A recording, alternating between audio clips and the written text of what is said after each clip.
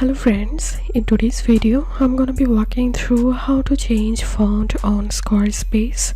But before getting started this video, make sure to subscribe. How to 1 minute. From your main menu, go to design and select site styles, and now select fonts and click on switch, and here you will find sans serif packs and serif packs. Also you can get mixed pack, and inside of each packs you will get multiple fonts. So I'm going to selecting this one,